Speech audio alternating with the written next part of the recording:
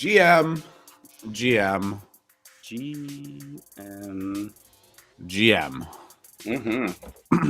It's free market, guys. Oh, I pointed the wrong way. Yeah. And his profile picture's facing the right way. God, that was so off-putting before. Got 3 minutes till that nicey opens, ladies and gentlemen. The ding ding ding on the market is going to indicate whether or not this is going to be a good day or if we're going to have to hold hands here for. I don't know if anyone else does this, but when I get a shot, I don't like to look at it. I look away. I can't watch it go in, and this is how I feel about the Nasdaq. A needle shot or I a would tequila turn your shot? head and not look for about 40 minutes. If you ask old Uncle Free. This is what we call capitulation, ladies and gentlemen. Yes. Hopefully it is not long for this world. GM to everyone. Ashtray, Cutter, Sandman, Chipper, Marcos, Bailey, GM. Big win on Gossape Girl for Bailey there. Congrats. Pulling 3 rares. Ooh, I'm into 10 of these, and every single one of his were more rare than any of mine.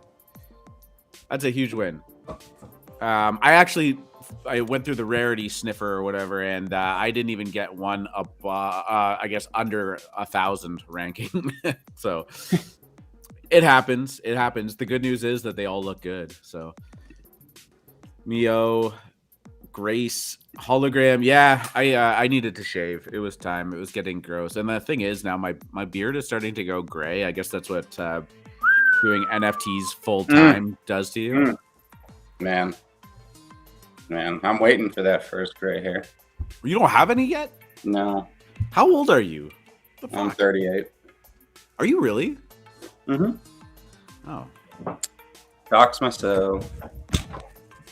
Oh, yeah. I mean, you can narrow down the amount of 38-year-olds in this space by... Yes, I think so. Let me do the math.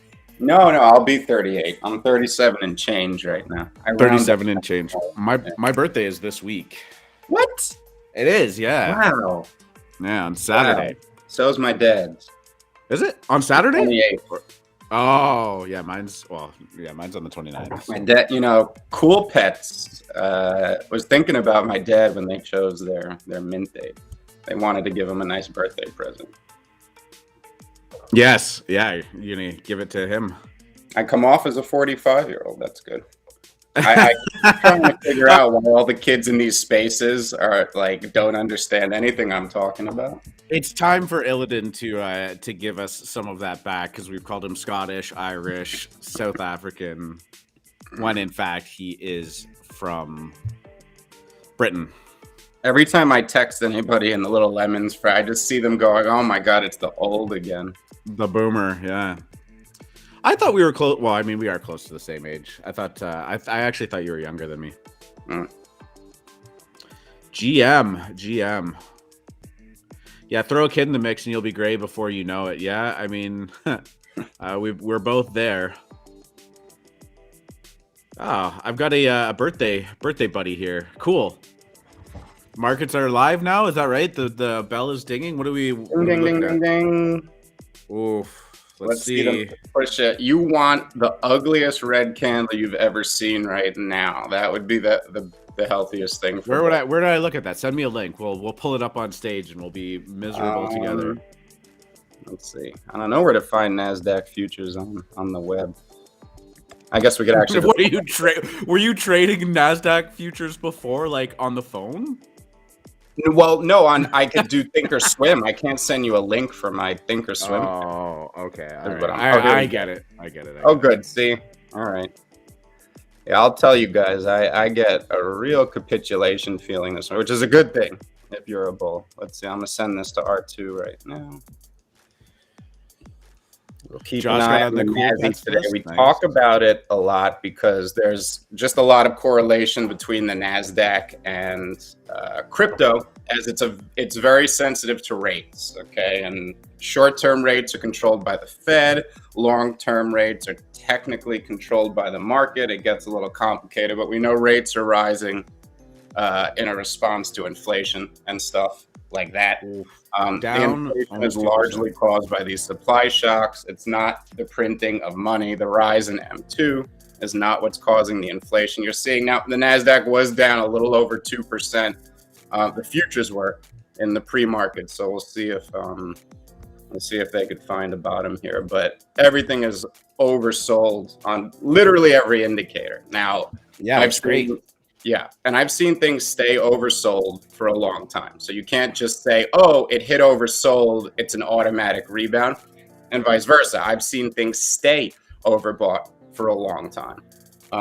So we're there now, but bottoming is a process, and it doesn't mean price has bottomed. It just means that sentiment is pretty much there. I'm waiting for Hologram's message here now. He's going to call you out on that again. Bottoming is a process. Is that your new tagline, eh? I don't know. They've said it in markets for years. I didn't see the sexual entendre originally, but now no, that's fine, man. It's all good.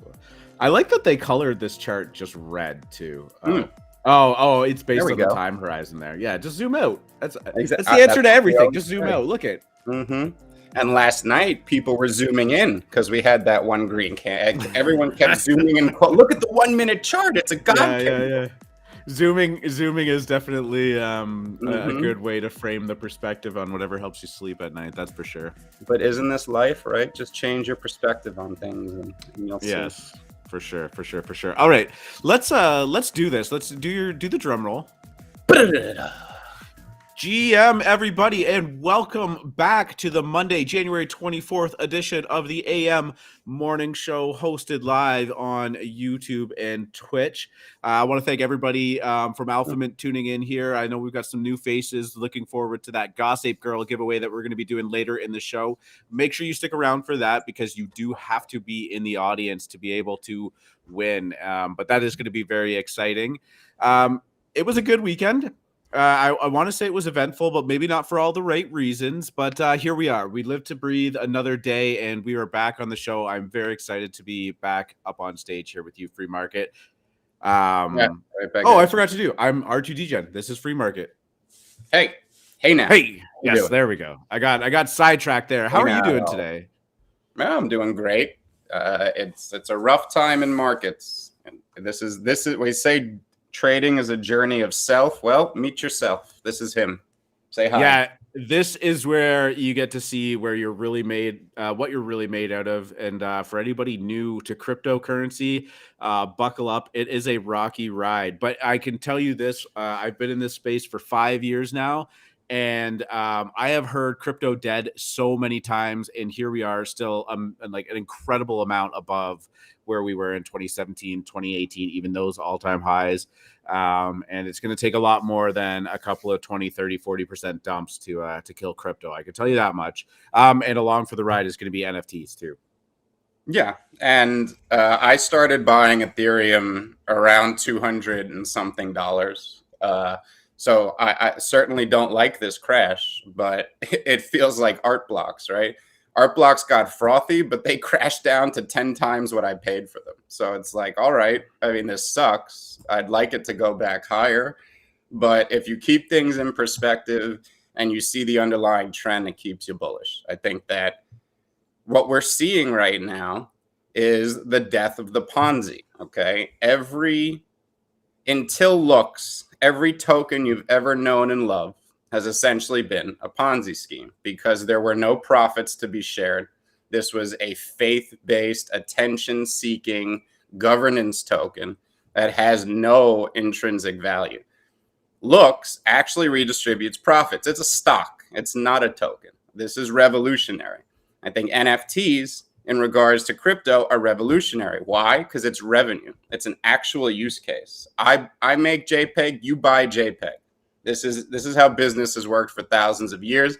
I think this year you are going to see things like Bitcoin Cash, Ethereum Classic, the entire DeFi complex all die a slow and painful death as they make and careen their way towards zero. While NFTs will continue to see massive, massive global adoption. So this is the dichotomy we're going to be working with all year. Yeah. Yeah, NFTs, I think above all else, and not just because we're in it, but because it really does seem to be at the forefront of like making mass adoption very comfortable. There's like elements of NFTs that really make sense to everyone, whether they like it or not. And it's only a matter of time before these people just start to accept the fact that they exist, and then they start maybe getting their feet wet a little bit and they get in. And I really do think that 2022 is going to be the year of NFTs kind of flipping crypto in the sense of like onboarding people, right? Like Coinbase did a really good job of onboarding people. Then Robinhood got, despite the fact that you don't own your crypto on Robinhood, it helped ease people into the markets and understand what they're doing. And it's going to continue to go that way. But now NFTs are going to, I think, flip all of those and just open the floodgate to these markets for sure. Yeah, absolutely. I mean, I've talked about NFTs being the Trojan horse for this industry, and I don't think DeFi is dead. I am bullish on the eventual potential for blockchain to be the global, financial transacting layers that we all use. I think that right now that's not compelling enough a use case for the system that is to switch over. Whereas digital collectibles is the most compelling use case for blockchain that's ever been conceived. Human beings collect things. This is just human nature. It's human psychology.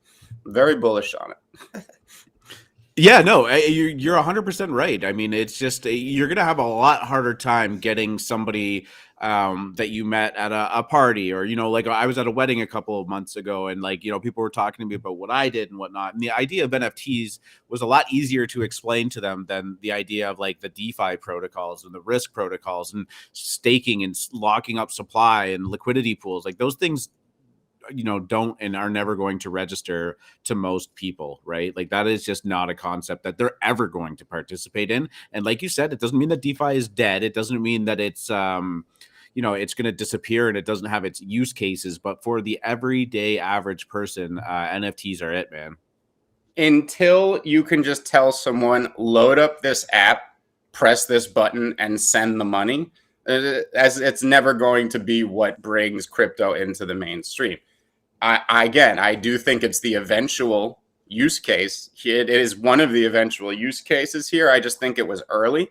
And all of these tokens that you've known and love have tried to adjust their existence to regulation. And that's really why they haven't worked. Looks just said, fuck it, let's just do what's right. And they're going for it. Now, there's certainly risk involved in that. But I think that they've now broken the mold. And this is what all tokens will be going forward if they're going to be successful, even if it's not based on NFTs. Oh, yeah. 100%. I mean, we've lived through those cycles where everyone was like, oh, decentralized Uber, decentralized hotel, stuff like that. It will start to right. gain steam. But at the time, especially when 2017 and the ICO craze was happening, there weren't enough people to make those ecosystems work and make sense, right? And we're crossing a point now where that's going to be a lot more feasible in the nearer future for sure. Yeah. But we've got some steps to take. That's for sure. Somebody's saying, oh dear, look at the charts. That's exactly what we're doing right now, but not a big deal. They actually look great. Ethereum never quite took that leg down with Nasdaq at the open. Nasdaq is bouncing back here a little bit, only down about 1.2% now. And Ethereum is back above 2,200. So we did not. We got to shake some people. Oh, sorry, we're not on the same page right now. Yeah, no. Like you said, like we got to have sentiment change, right? And like there's we are getting there now too, and it's the market is flipping bearish. But the one thing that I keep thinking is very exciting to me is that maybe some of the froth and NFTs got there, but we never really hit like peak euphoria. I never felt like we were ever at that point. And I still think that there's lots of room left to have some movement upwards. Yeah, certainly. So sorry, I didn't mean to cut you off there. What were you saying? You didn't cut me off. Okay. I said my thing. Look at that. We're rusty over the weekend, just talking over each other. But yeah, no. Anyways, like you said, Ethereum didn't kind of cross that threshold. They were still sitting at 2,200 right now. I think we saw 2,500 yesterday before it kind of sat back down a little bit. There was a bounce last night. I told everybody, not only you don't buy this bounce, you hope this bounce fails. A very fast, reflexive bounce off of Saturday's action would have set up a really bearish chart. What you need here now is a bull trap, right? And that's what we had last night. People thought, oh, maybe it's over. I saw quite a few people on the timeline decide to get wrong. They were smacked down again this morning. I'm not holding off the possibility of one last flush until we hear from the Federal Reserve on Wednesday, but it seems so far this morning it's managing to hold it off a bit. I'm telling you, as a bull, you really want that down 3%, down 4%. Because I think by the end of the day, we'd actually be flat, maybe even green if we got that one last flush. Because sentiment has been reset. Every indicator is oversold. You really just need an excuse catalyst, is what I like to call it. That's why you can stay oversold or overbought for a long time. Because even once you get there, you need the excuse catalyst to actually cause the reversal. So, yeah. And you know what? This is going to be a really juicy point for people to kind of get back in, or even just get in for the first time. I know some people were sitting on the sidelines waiting for that dip, that buy signal or whatever. I saw the president of El Salvador, Bukele, going on Twitter just like, I bought more. Everyone's selling for so cheap. Like. He also photoshopped a McDonald's outfit onto himself. I don't know if you saw this over the week. I didn't. Oh my God, that's amazing.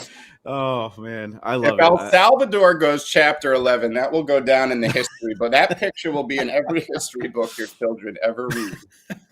Oh, what a timeline we live in. Holy fuck. No, you know what? It's just like, it's funny. I mean, he's a character, but I have listened to him talk, and I mean, it's sometimes it's easy to talk, but I do believe that he has like a genuine progressiveness where he is really trying to make a difference because my wife's half of her family is from El Salvador, and I could tell you the stuff that I've heard is not great there with or without crypto. So new lows on the Nasdaq as we speak. New lows? Or do you want me to pull that up? Here we go. They listen to Uncle Free. Let's push it. Give me that minus 4%. Hold on, everyone. Seatbelts fastened. It was a slow. I don't know. I don't even know what I'm looking at. I don't know. I see lines. Lines are good. Red lines, green lines, white blue lines. Lines going through my mind. Yeah. Yeah. That's a drop. That's a drop. For sure. But you know what? Let's move into NFTs and we will stop talking about the doom and gloom and we'll just start talking JPEGs. I just pulled this article up. Not a really whole lot of news to pull up on Decrypt, which is fine, but they just had this interesting article about 5 reasons Twitter NFT profile pictures matter. And a lot of it was just like centered around really kind of just getting the controversy metric going because the people that are pro NFTs are like, okay, this is great. Some were pissed off that Twitter was using it as a way to sell you their Twitter blue. That $2.99 is really going to sting, especially now when that's about a half an ETH. But it really did light a lot of fuel under the fire for people who are not only not in NFTs, but very anti NFT. And, they were really, really sounding the horn on this weekend when those came out, just about like boycotting everything and anything to do with NFTs. Any game companies that touch NFTs, I'm boycotting. Well, you're probably going to have to boycott gaming then because it looks like they're all headed that way eventually. But yeah, it was fun to watch the sentiment. This article kind of, nailed it on the head.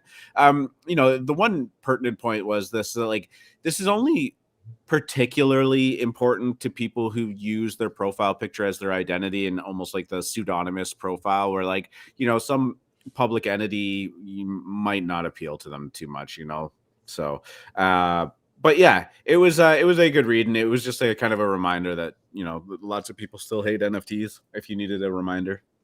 So the P.T. Barnum once said, "Write whatever you want about me, just spell my name right." And that is the reason for that is because newspapers like to lead with the bleed. Okay, newspapers will not report on anything until there is some sort of tragic, sensationalist angle to it. And for NFTs, the conflict, the quote unquote conflict between normies and people who are pro NFT is the most newsworthy aspect of this entire industry. We want there to be conflict. We want people to really lean into the fact that NFTs are bad for the environment, they're a scam and a Ponzi, because that's what's going to get us in the news. And quite to the contrary, when most people see a story about the latest scam or the latest Ponzi, they go Google it to try to figure out how they can get involved. They don't run away. It's only the moralists and the people who like to pretend they're above everything else that will tell you, oh, it's all going to end badly and blah, blah, blah, blah, blah. But I love this conflict. I think that's one reason the Twitter profile picture is so important, because it stokes this conflict. Now people see that hexagon and it triggers them. I saw so many normies do the fake hexagon trick on their PFPs in protest of this, elitism that is now on display. And I revel in it. I enjoy it. I sip my tea. Yeah, no, it's like you said, like it's that corny old saying, like no news is bad news, or what is it? No exposure is bad exposure. What's that phrase? I'm drawing a blank. Yeah, I don't know the phrase, but I know what you mean, and it's true. Yeah. It's that the only bad news is no news, is what I think you were getting at. Yeah, and we've been good at making the news, that's for sure. There's nothing wrong with that. Like honestly, everybody gets, we get our pitchforks out the other side too, trying to stand our ground. But honestly, just let them talk shit, right? Like just it's fine. It's not a big deal. It doesn't change anything about it. Try to change anyone's mind. Only troll them. I know this may sound a little maniacal, but don't try to teach them the right. There's no point. They will wait until the news and their friends and their family tells them it's okay. They don't need the one eccentric person in their life to convince them about this tinfoil hat JPEG theory. Just let it be and wait for them to come ask you how much they should pay for a dick bug. Yeah, for sure. That's the thing, right? Like nobody, revisionist history. And once, let's say in 10 years from now, NFTs made it like mainstream, popular, everybody has them or whatever. Nobody's going to look back and go like, oh God, I'm so glad, those people almost funded us into our grave, right? Like it just doesn't work like that. Like FUD is not real. FUD cannot actually destroy anything. FUD can destroy Ponzi's, okay, but NFTs are not a Ponzi. It's a use case, okay. Sounds like what I tell my kid when he was like scared of like the monsters when he was younger. I'm like, the FUD can't hurt you. It's fine. It's true. You can't FUD a good idea. It won't work. Good ideas make it out no matter what. Blockchain would have happened whether Bitcoin happened or not. We're just stuck with this meme coin that's crashing the entire market. It has no use case. And it's the bellwether of this market when the only coin that should exist is Ethereum and maybe a few ERC20s based off of it. Yeah, that's what it was. Kobe was saying on his podcast, he was like, the Bitcoin maxis are like, we have this thing. It's inevitable. It's going to work. It's going to succeed unless you mean people on Twitter don't start talking shit about it, right? Like that's, if you are so concerned that the idea that you're buying into is going to get wrecked by FUD on Twitter, I mean, it's probably just not a very good idea, to be honest with you, Yep. Or you don't have a lot of conviction in it. So exactly. Anyways, that's the only news article that I had, but I'd love to see it. This morning, some stuff came out about some more Bored Apes, Mutant Apes, and Cool Cats, and I think some Kongs too, getting sniped off Opensea with the relisting error. So essentially, it's if you have something listed and you don't want to pay the gas for it to cancel the listing and you transfer it to another wallet, transferring it back to the initial wallet can reinitialize that old listing. This guy here, and I don't want to shout his name too loud because I don't want to give him the glory, but this is the wallet here of somebody that sniped a bunch of them last night. I think the wallet was just created last night, but he got a Cool Cat for 3 ETH. He got a couple of Bored Apes. He got one for 0.7. Is he on the Cool Cats whitelist now? Yeah. God damn it. Yeah, that's the cheapest way to get on the Cool Pets whitelist. Yeah.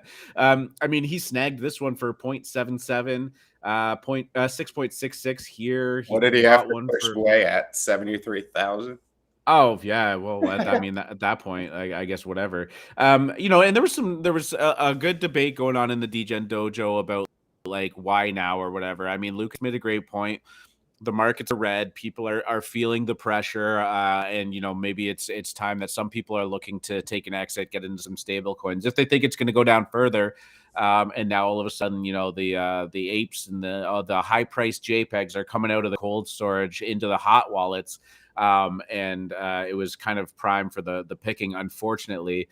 A lot of this is framed around Opensea. It's not a great look. They do need to do something to help make it better. I mean, when maybe if you use the Opensea transfer function, you have an active listing, it should prompt you to cancel it first, like just some kind of awareness.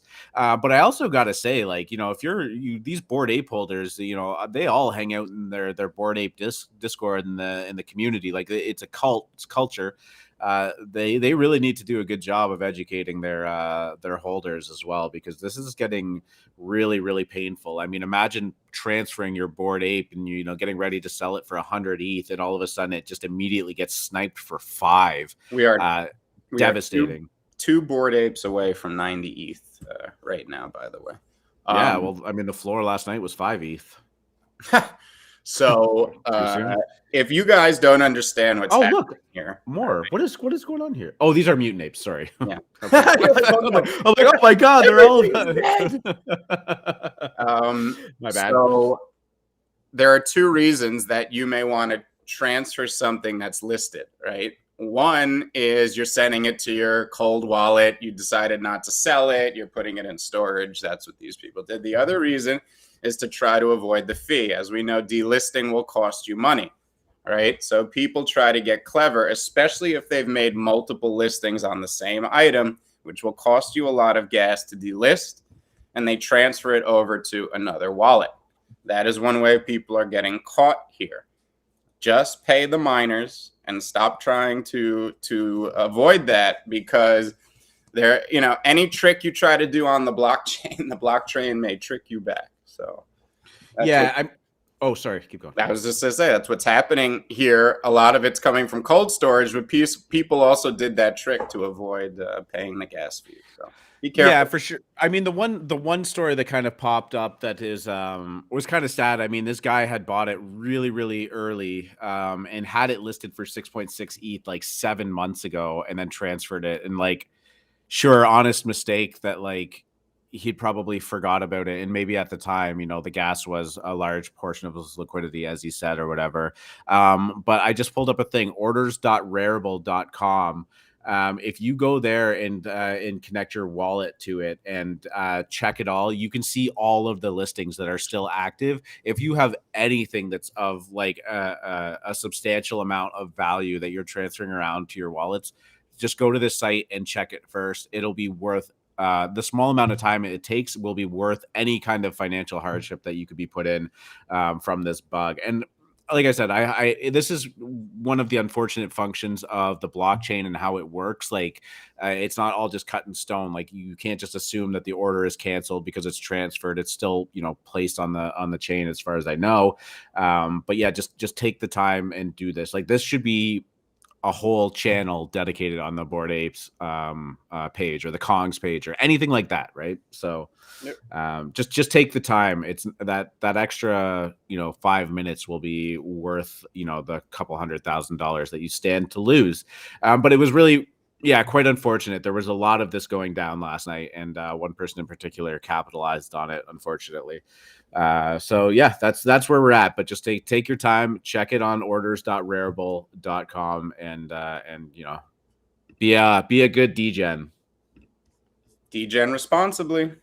Degen responsibly. Yeah. I'm gonna quickly look at WGMI. It doesn't really like say a whole lot. It's just I mean, not as much red as the markets would assume. Obviously, the ETH value of everything is down in terms of dollars.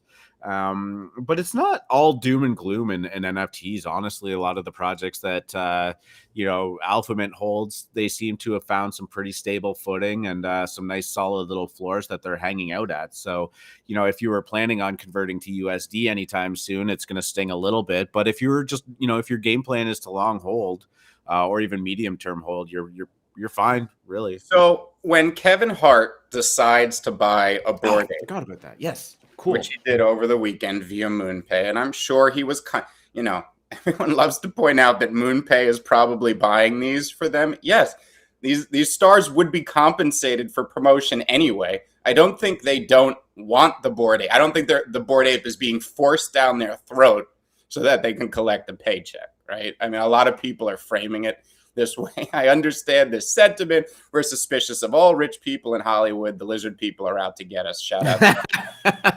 But I just, when Kevin Hart or any celebrity or wealthy person decides to go buy an ape, they're not sitting there going, oh, it's 80 Ethereum last week. It's 90 Ethereum this week. They turn to their advisor and they go, how much is the ape? And the guy goes, 200 grand. Okay.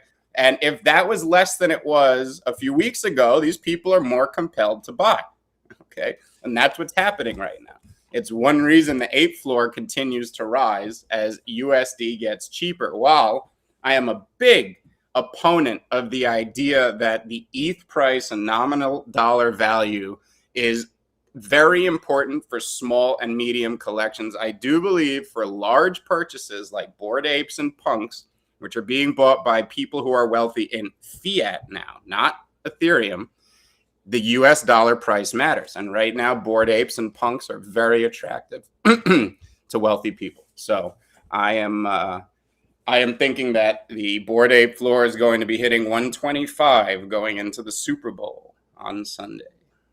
Oh, wow. You think we're going up another 50% from there, in a week? I don't think it'll happen. I don't know if it's going to happen right before the Super Bowl as things leak or right after the Super Bowl as Eminem and Snoop Dogg come out with holographic projections of their ape on their face. And we see these apes rapping on stage instead of the actual performers.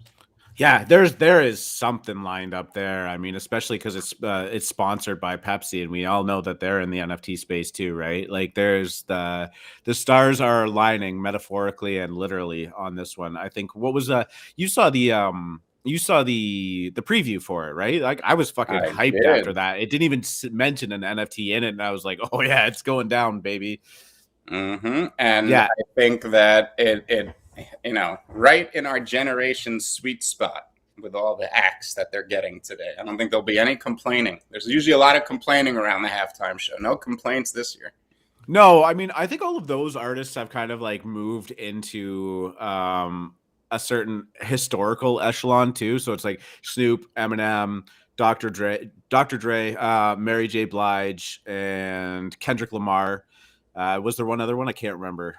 But those are all like, I don't know. Like, if you had done this like 10, 15 years ago, everyone would be like, fuck these guys, get them off stage. But like, I mean, everyone's cool with this now. But this is, it's gonna be massive. And I think most of them own a Bored Ape too. Yes, correct. Cool. I'm waiting to see which one buys a cool cat.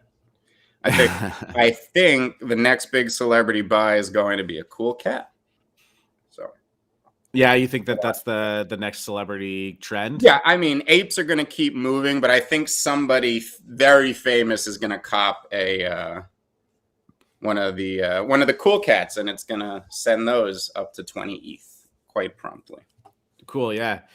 Throw some predictions in the chat of who you think the first celebrity to buy a cool cat is. That was a great discussion we had on Friday with just what are the biggest names in NFTs or in the world that could buy an NFT, and it really kind of changed the landscape. I keep thinking Witherspoon, though she is already into NFTs. She does like them.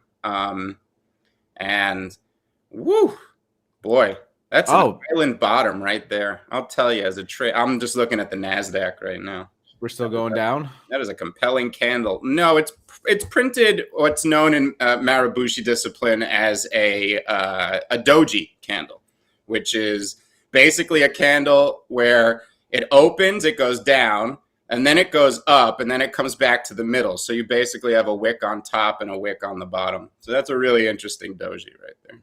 I expect there's a huge gap from last week. I expect that gap to be closed by the end of the day.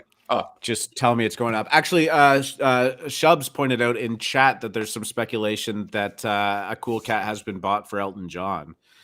Is that who it was? I had wondered, but yeah. Well, that's the speculation with the glasses and stuff like that. Yeah, it kind of had that vibe to it for sure. So yeah, I mean that would be a big one for sure, And Elton John and Eminem are pretty tight too, actually.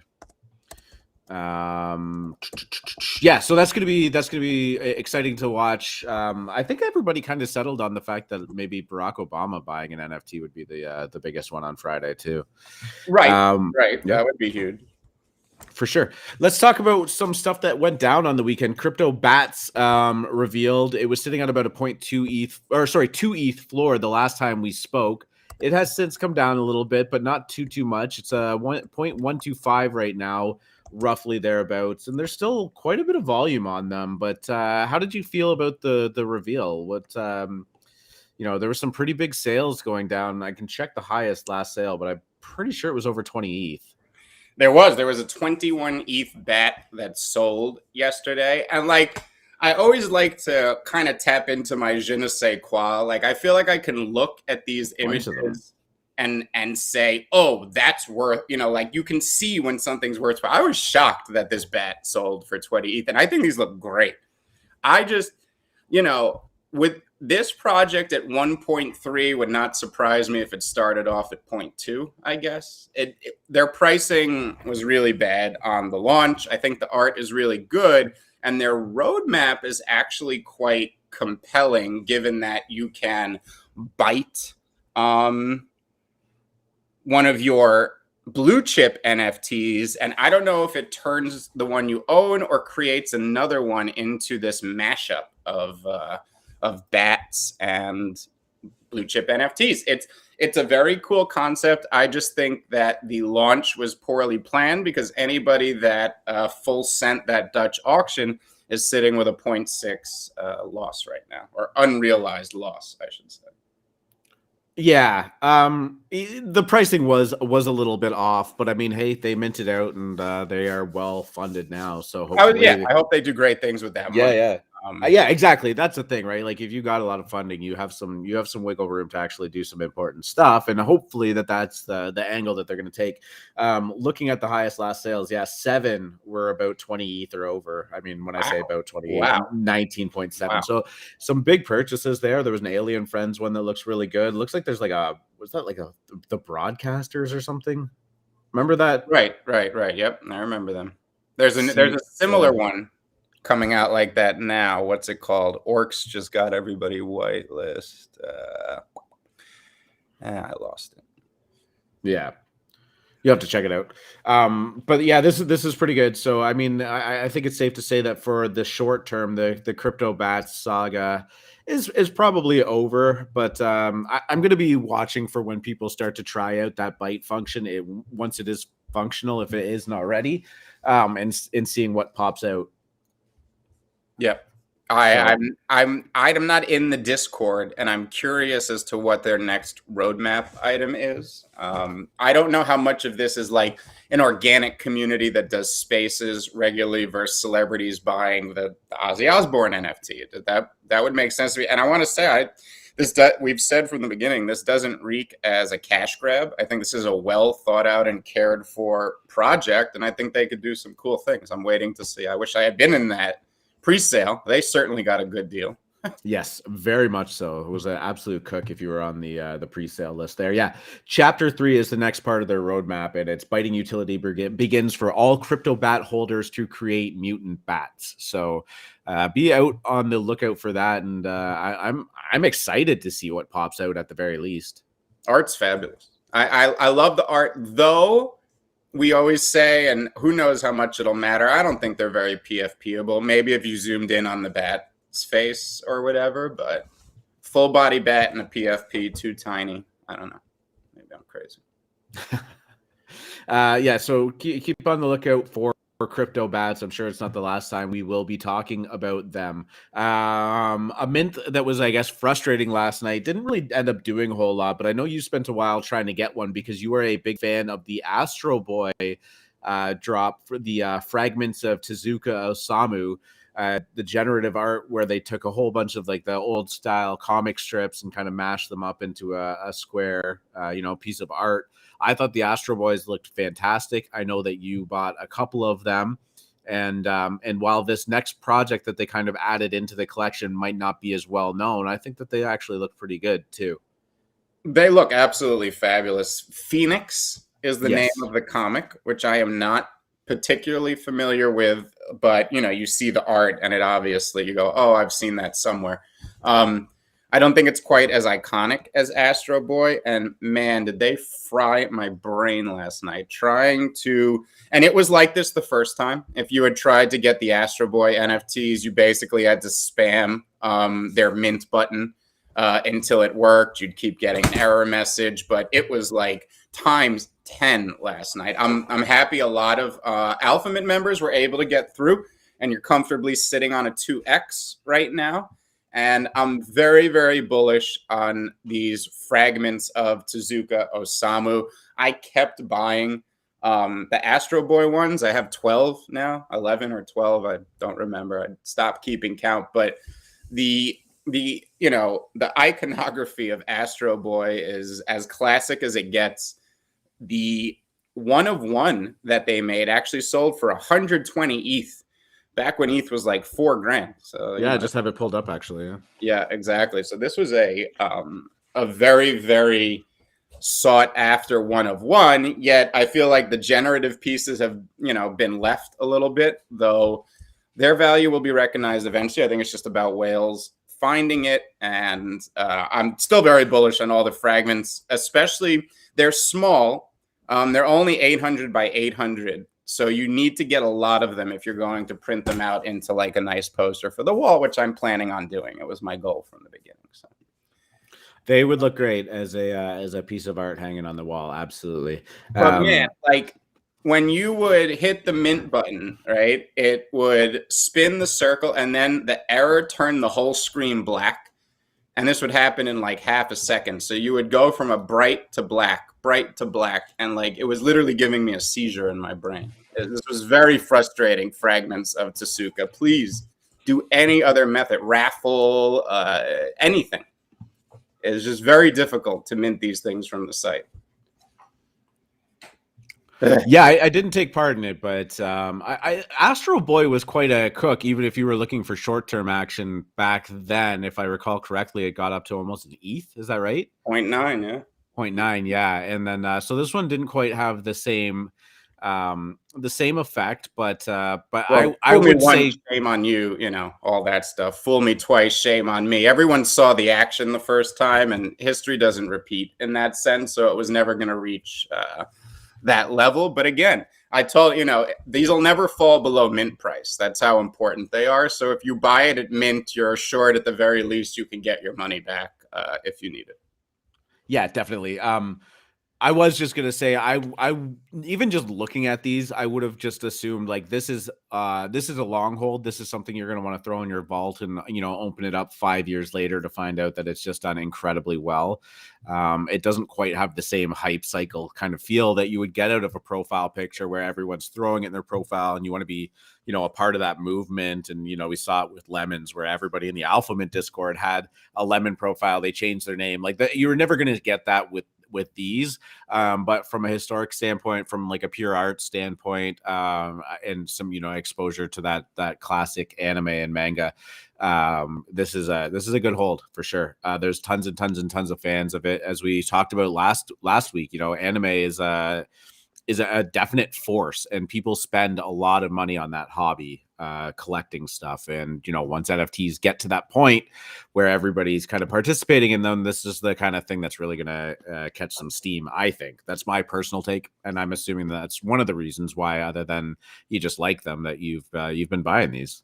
Asia is just coming online. I mean, these are going to be highly, highly sought after collector's items sooner than later. I actually think it's going to happen this year.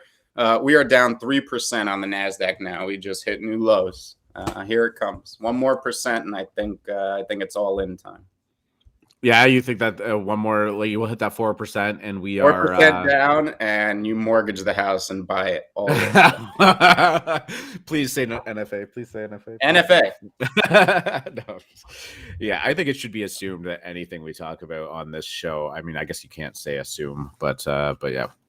What's going on today? Art Blocks Curated is back. This one is pretty out there. I'm kind of digging the vibe. I'm not going to be minting these, but 1 p.m. Eastern standard, Art Blocks Curated drop on a Monday. Starting at 5 ETH is the token drop, and then, you know, dropping pretty rapidly every 5 minutes. If you are you know, playing the Art Blocks Curated game, it's definitely not been quite the same kind of cook that it has been afterwards. And we've been, you know, typically finding that the secondary can be pretty juicy to pick some stuff up off of, if you don't want to kind of get in that standoff that is a Dutch auction. Yeah, exactly. It's very, you know, I I love these, but Art Blocks has been so hit and miss, and even the ones that hit do not last very long. So if this does look like it's going to be successful, it's probably a quick trade unless you have a, you know, multi-year time horizon on your investments. And I don't think a lot of people in NFTs do right now. I would advise getting into that mindset. Yeah, I'm kind of wondering, like, we saw it with Factory, where they just hit the saturation point where it, you know, it almost became irrelevant. I'm just wondering if, like, Curated is just doing so much stuff. I know they're now kind of labeled as individual collections and whatnot, but it just seemed like these just happen so frequently. Do you know what I mean? In retrospect, I do think that may actually be a bad decision to separate the. We had been calling for it for a long time. Okay, interesting.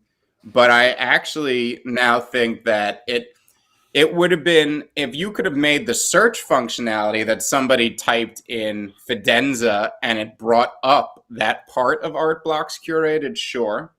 But I think it not all being under the Art Blocks Curated brand could be a detriment here.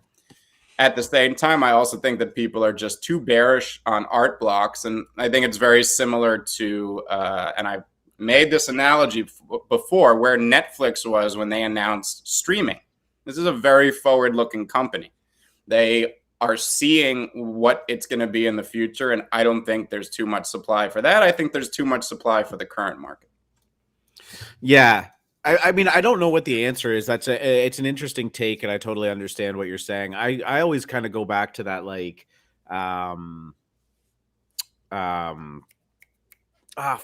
block art. I don't know why I couldn't remember to switch it. And, you know, those OX ships that they minted that we all just, like, hate from that project, because that you know, block art, if you guys haven't seen it, has some incredible stuff that you can, you know, find and mint. The marbles were really cool. I think the Harpories are everybody's favorite. Like, they're just stunning. But there was just a one series called OX Ships. I guess I should just pull it up while I'm talking about it. But one series that they kind of dropped that was by and large viewed as a complete dud. And they just litter the floor. So when you go to this collection, it's pretty much the only thing that you see. Yeah, right here. And, you know, having them separated would probably be beneficial for this project, but I don't know. I mean, it's so hard to say, and your point is totally valid. Yeah, I don't think that it would matter if Gen Art was back. I don't think people would not buy the better pieces because the ships are on the floor. I don't think people go to Gen Art searching the floor. I mean, that's fair too. They're ugly. Oh, look at this hammer. That's probably The hammer I like. Hammer. 0.06 is looking pretty juicy. When's the last time they've actually released a project too? It's been a while, hasn't it? Yeah.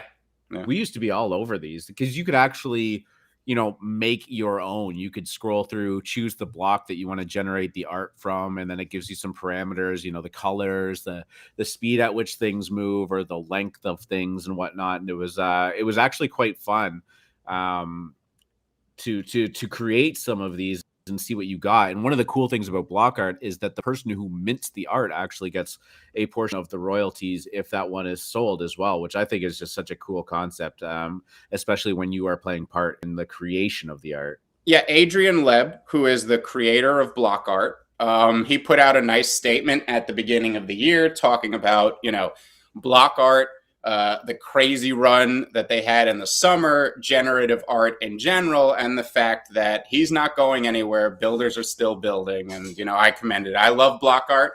It's just not time yet, but one day it will be. So some of these are great. This is an example of the Harpori that we were talking about.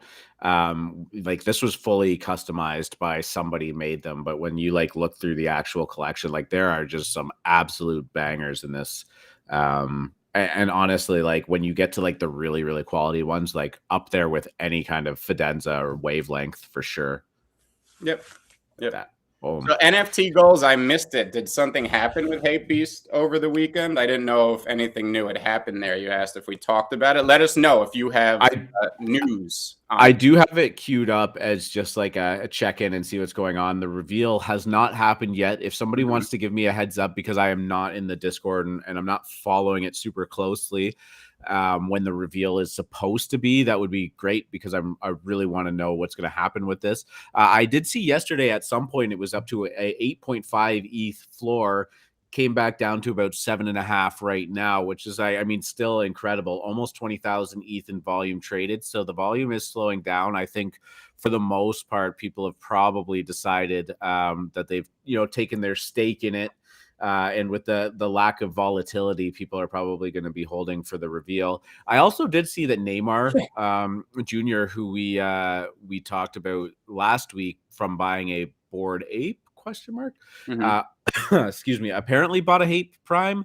If somebody wants to confirm that for me too, I'm not sure if it was just a rumor flying around, but I did see that.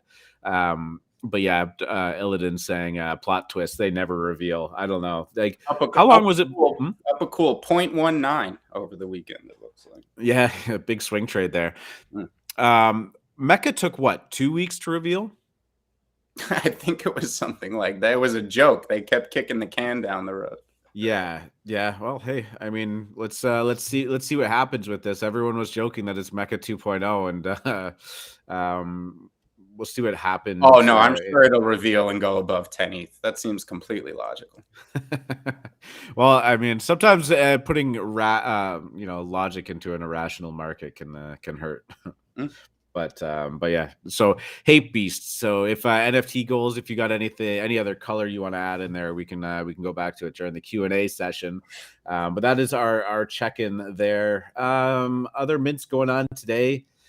Stacks Invaders was listed on as a public sale. That was the pre-sale yesterday. 3,700 of them were minted, but the mint price was 0.03. So these things are not exactly moving the needle.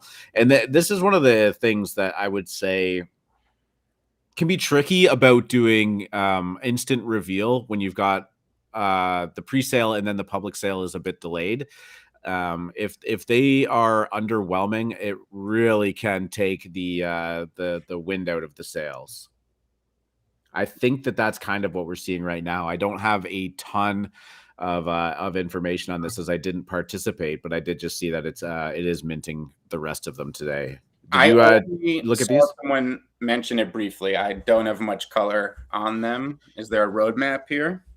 Yeah, maybe you could pull it up. I meant to do that before. Yeah, so I mean, about squad. I mean, they look all right. I don't know. It's have to dig deeper into that. But if anybody participated in this drop and you have some more information, please keep that in mind when we do the Q&A at the end of the show, because I do want to talk about it. I mean, I've definitely seen the name flying around quite a bit. The other one that went down yesterday was the Rave Pigs. The Rave Pigs you have a lot more information on. This is a techno group called Boys Noize, and this is one of those kind of music NFT profile picture fusions where you get your rave pig and they all have a sound attached to it. We had a really great conversation privately about the potential to do generative music by these big names, and Boys Noize isn't a huge one, but it's definitely recognizable. Tell me your thoughts on that, because I thought you had an amazing take on where this can go. I had just loaded up my favorite Boys Noize track, and right at the last minute, I realized we could be DCMA'd if I pressed it, so I did not press enter. Now, Boys Noize is one of my favorite techno groups of all time. They are collaborated on this project called Rave Pigs. Now, I find music NFTs to be so compelling. We know from an artist's perspective, when they're making an NFT project, they create different assets and a model, and then a GAN, or a generative adversarial network, combines them into random combinations, and some look great, right? And that's the basic model here. Well, music, it's pretty much the same thing, right? Boys Noize would go, he'd create a bunch of assets or sounds, and he would spend a lot of time and work. And I thought about this over the weekend, man, to sit there and make sure no matter which sounds combine, it makes a cool sounding song. Like the same way, if you're making a generative collection, you got to test that GAN a bunch of times, look through each one, make sure like a hat isn't poorly aligned on your all these little things. Now he's got to do it with music and beats. I find this so cool. I did mint some, and I did buy some on secondary. This was not a cook. They are sitting below mint price right now. And I did send one to Cobain. You are allowed to play the music on this NFT. If you want to click on one and start that techno track, people can see what we're talking about. Shoot, I don't know if I can. I think I could find the tab. This doesn't. Oh, it won't. It won't pull the sound through. Right. Just keep talking, and I'll figure out a way to do it real quick. I could do it. I'll do it right now. Oh, okay, sure. There you go.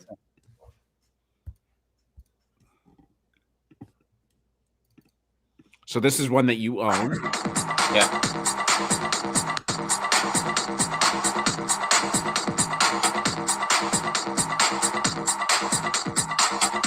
I'm getting amped.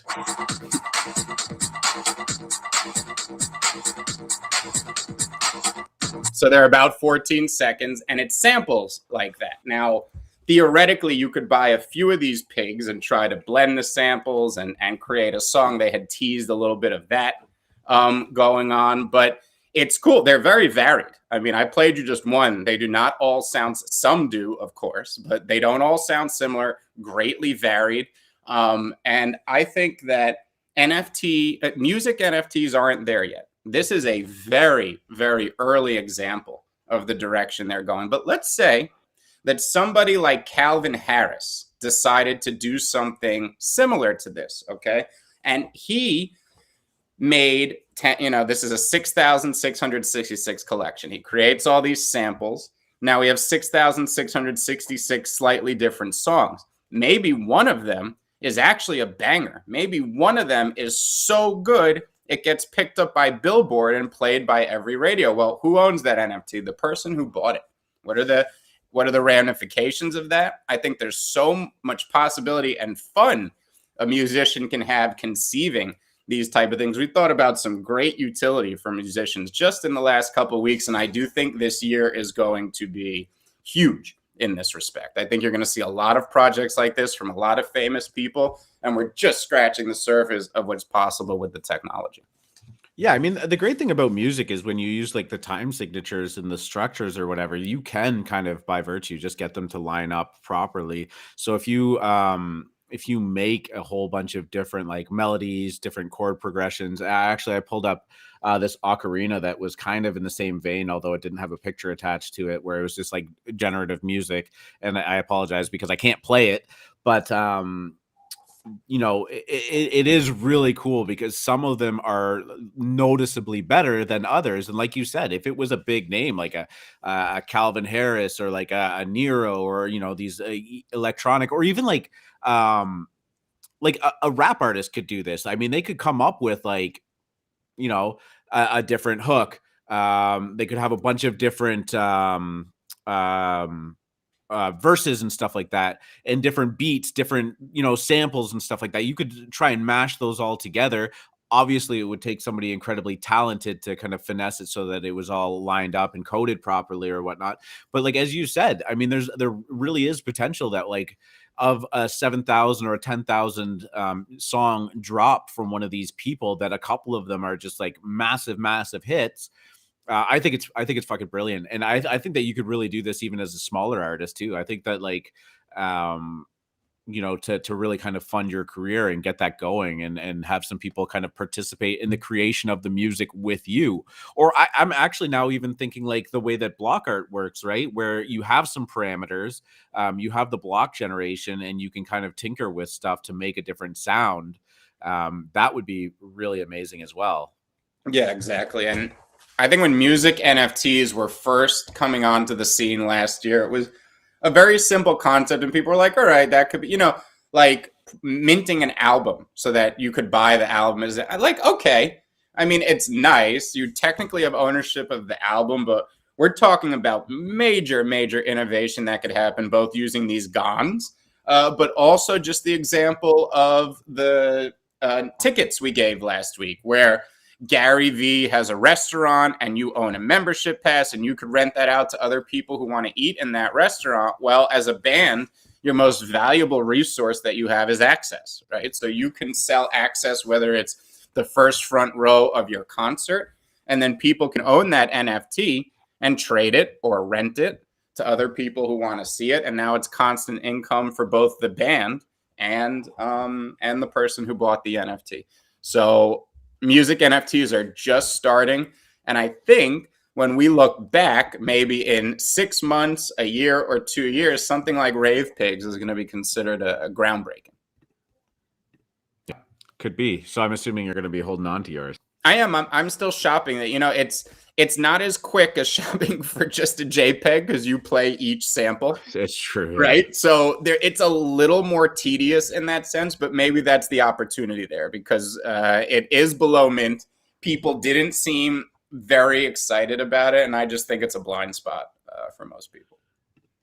Yeah, definitely. I mean, it's going to be exciting. I think we're both on the same page about this year being a year for NFTs, music, and everything. The Nas drop was really hot. Mm-hmm. Timbaland joining up with Bored Apes. You got to believe that they're going to do something interesting with that as well. So, yeah, I mean, hold on to these if you weren't satisfied with them as a flip. Like, I wouldn't.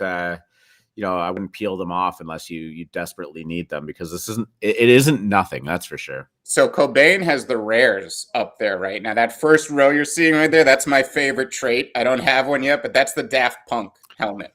Do the traits on the art have anything to do with the traits of the sound?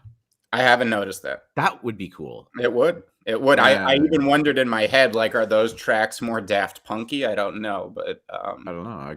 You won't hear this, but it's flashing.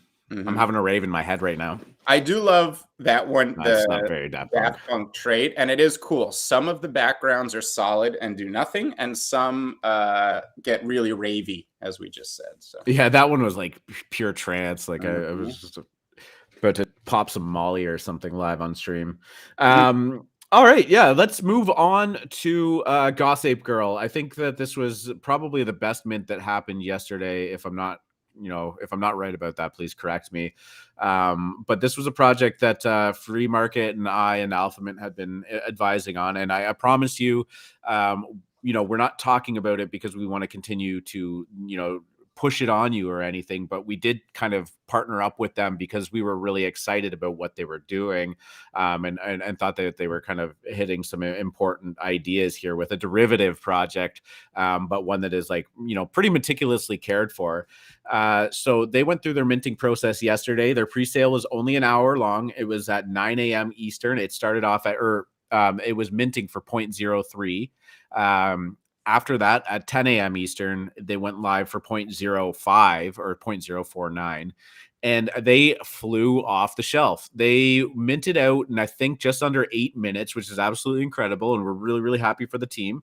But they continued to fly. They almost did 1,000 ETH in volume in the first 24 hours, which for a project that was relatively obscure before this week kind of happened, is really, really something good. And now it's sitting at about a 0.2 ETH floor. I managed to mint them. I didn't even get any like special treatment or anything from our partnership and our help with them. I minted them at full price. I minted 10 of them, and I'm pretty happy about it. But shout out to Bailey if you're still listening.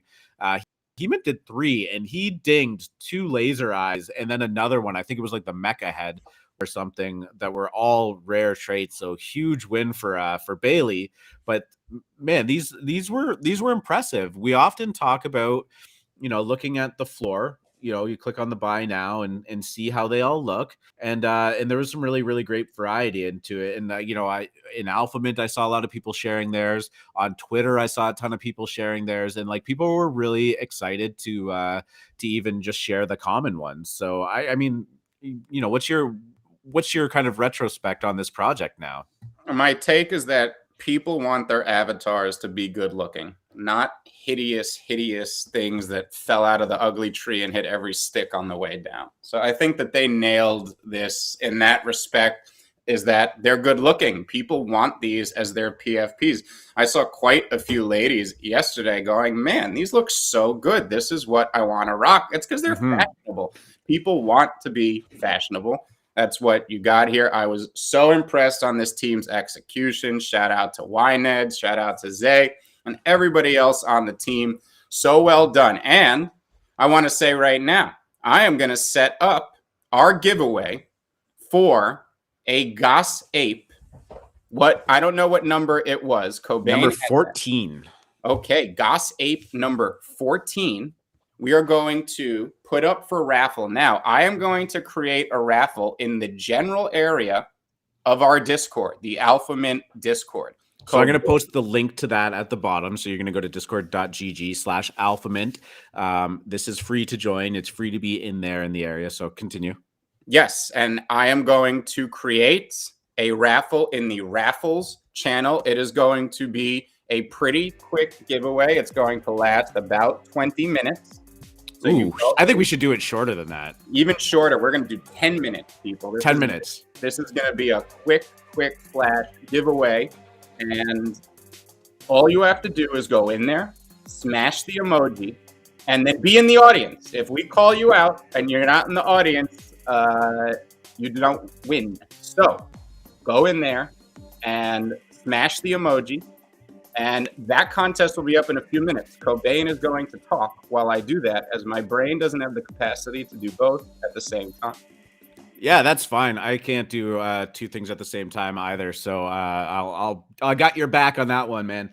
But yeah, like Free Market said, just go into our Discord. I'll put the link back up there if you're not already. And if you're not familiar with Alpha Mint, we're a community focused alpha group. So, we don't, it's not a calls group. We don't talk about, setting price targets. We don't sell shame people. If somebody has a big win, we all celebrate it together. And it really is about finding our way in the NFT space, right? Like there's tons of information flying around. It's impossible to digest. Free Market and I do this show every weekday morning, and God, like we have so much to talk about, and then we have the chat going on, and they're like, mention this, and we try, we honestly try to get to all of it. But like I said, there's so much happening. It can be hard to digest that. And Alpha Mint has just been an incredibly supportive community for newer people and whales alike, honestly. And it's been a really incredible experience. So if you're tuning in for the first time, like I said, it's a great community. Free Market and I do this show through AlphaMint every weekday morning. And I'm incredibly proud of what we've built into our building there.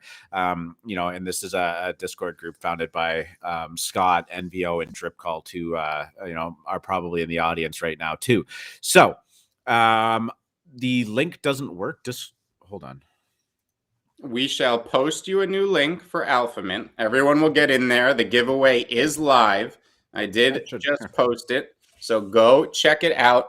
Mind you, these Gossape girls are worth 0.2 Ethereum right now, which is $47. So this is a big win if anybody can lock this down. Get in there, smash that emoji, and let's give away this Gossape girl. I'm pumped. We love this collection. They're hot. Yeah. This is good, and I wanted to touch on a couple other things while that raffle's going. I think that there is a bunch of things we can talk about, but the really important thing that I think of is when you see projects like this, come out. It's a derivative. It's it's got the ape women in there. They look real good and stuff like that. This is an all female art team that put this together too, right? So I always just find it, I don't want to say cringe when a male does it, but if this was just a bunch of undoxed men, you get the cash grabby vibes. Let's just make some good stuff, charge a bunch for it, and then fuck off. Like, this team actually really gives a shit about it. I mean, they were so focused on providing value to their holders, their buyers. I know, talking to them yesterday, we did a Twitter Spaces with them yesterday. They were like just beside themselves that this thing sold out so fast, and that people were spending 6, 7, 8 ETH on them. I think a sale for 10 ETH went through overnight, and I know that they're just having so much fun with this now. So I think that's really important. And then the other thing that I wanted to mention was they did an amazing job on the contract for this too. Like I said, I minted 10 of them, and then total in 2 transactions, I paid 0.03 in gas, which is, it wasn't high. It wasn't a gas war or anything, but for 10 NFTs to pay in total 0.03, I mean, that's just an absolute win.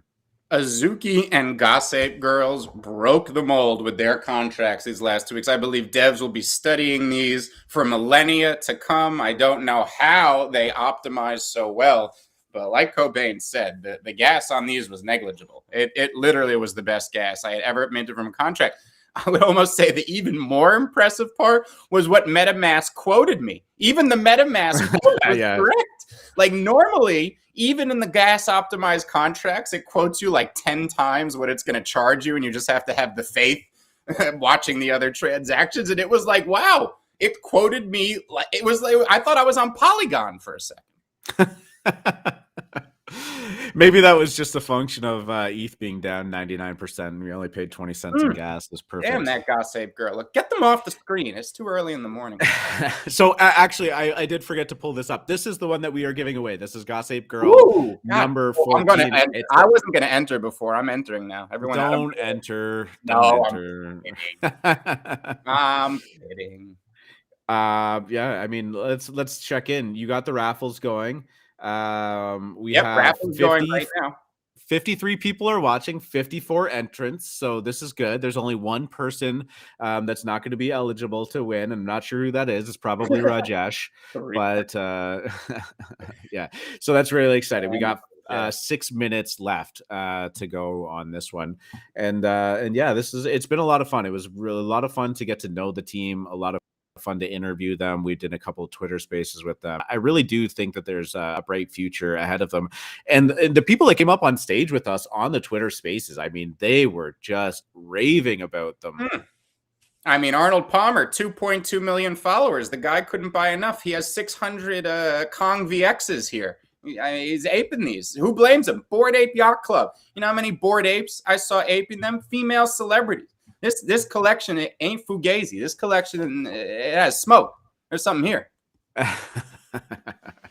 Yeah, definitely. Yeah, like I did see a bunch of Bored Apes buying them and kind of making them into memes with their own JPEG, and that's actually really what it was all about. And I think that it shows with the respect that they kind of treated the Bored Ape art style and traits with. You know, they really went the extra mile to create their own. It wasn't just a copy pasta. Yet you know it's a Bored Ape inspired project when you see it. This is the fine balancing act they did, and they nailed it. Great execution. Great execution. I was trying to find that meme that Maz made. It was perfect too. I With know. the, oh, I've got it. I've got it here. Yeah. We got 4 minutes left. There are 63 entries into the contest right now. There we go. Let's get it going. Yeah. Look at this meme. And you know that zebra that the Bored Ape is holding hands with, you may not know, that's a desperate ape wife. Another collection, very high floor. Yeah, that did really well. I have a very high floor. Have you checked in on it recently? No, I haven't. I'm gonna try and find it right now. I don't remember what that's done, but yeah, I'm excited for this project. I mean, I'm gonna hold them for a while for sure. I've got no issues with that. I feel good about it. I guess the last thing that we had kind of queued up, and we will look at some of the projects that you guys were mentioning in the chat, was just kind of the beanie drama that was going on. So if you want to shift gears into that for a little bit while this raffle winds down. It really is just it is just looking like it's been beanie all the way down. I wouldn't be surprised to find out that there's a couple of more, if not at least just one more large influencer that is actually just beanie. And he's basically just saying, like, you know, somewhere in the ballpark of $56 million siphoned out, you know, Wolf Game turning out to be, I don't know, probably the shepherd, right? Like, that just makes sense. I don't know. What do you think? Probably. This is not even. This is. Don't we have to use words like allegedly? No, we don't. He's not even in a U.S. jurisdiction. Who's he going to sue? This scumbag scam artist who has just been an obvious confidence man from the beginning, has been a part of every notable scam and Ponzi we've seen over the last year. I'm sure he's still around. I'm sure he has 15 alts that all have over 10,000 followers. We'll never get rid of this scumbag. Just observe how and why he sells things. Everything is you guys don't know. If you only knew what I knew. Just always be wary of people that use that bullshit fucking line. That's his entire career was built on this. He is just, you know, he is that guy. He took advantage of the easiest industry on earth to pump and dump. He's obviously very smart. My biggest concern here is Adidas. I don't know what is going on in the Adidas boardroom as we speak, as G-Funk seems to be implicated here as well. And I know he is going with the plausible deniability. I know he was on VC this morning saying he agrees. Beanie's a scumbag. But that's exactly what the fuck you'd say. You know, this happens in the mafia all the time. Someone gets caught, they go to jail. Oh, fuck that guy. He was the boss. He did everything. This guy, you know, this fucking guy. And the New Yorker is really coming out of you right now. You started mentioning mobsters and stuff like that. I was like, God. Yeah, well, you know, this guy needs the kiss of death. This is really bad for our industry, especially in regards to the largest public deal that ever happened here. You know, we got Nike with Artifact, and then Adidas getting in bed with this guy. It's dangerous to me. I don't know what Adidas is going to do here. I would just completely cut my relationship with PV and go full Bored Apes. Bored Apes, you know, they're not implicated in any of this. Well, as far as I know, Beanie is getting bought out from Pixel Vault. Like, there's going to be a shift in there, and they are just fully. Who cares? By his partner, by his capo. I mean, what? So this is ridiculous. It's like the number 2 in a criminal organization is buying out the boss. Who cares? What the fuck is this? This is it's mind-boggling too. And look, when every Ponzi scheme has early investors who made a ton of money and will support these guys to the ends of the fucking earth. That's how Ponzi schemes work. So you're going to have a ton of people in Pixel Vault, in Beanie's camp, who are all going to say, oh, but you guys just don't understand. You're part of a fucking cult. You're being led by a con artist, and you're going to regret it.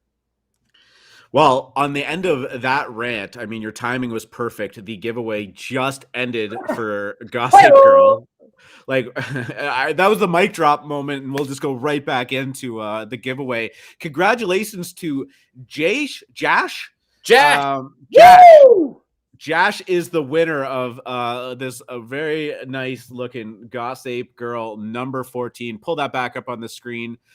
We are going to reach out to you. Make sure you send Free Market or myself. Joshua Protesio. Yeah, baby. Oh, was that him? Yeah. Oh, amazing. Congrats, man. Let's go. We're gonna. I tell you what. You DM us at friend request so that we can so that you can send us your address and we'll get that out to you. We don't like to send DMs to anybody. Please DM us. It's just standard safety practice in this industry. And yeah, we'll get that out to you. Huge congratulations there, Joshua. Yeah, that's awesome. Big win. And I've seen you chatting away a lot in the show chat over the last week or so. We appreciate you being here, and I'm glad that you won. You know, it's always good. Josh, in the chat, do you have any Gossape Girls? Did you manage to mint this or buy any? I forgot that we're on a slight delay, so it's going to take him a second to answer. But and I'm not.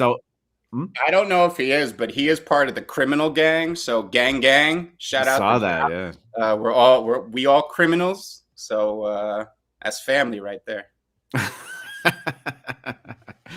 Yeah, that's amazing. So it's always good to get that in the hands of the holders. I should actually just say too that this was given to us by the Gossape group to do some giveaways too, and just so we're happy to pass that along to you. Did you win a Cool Pets raffle also, Joshua?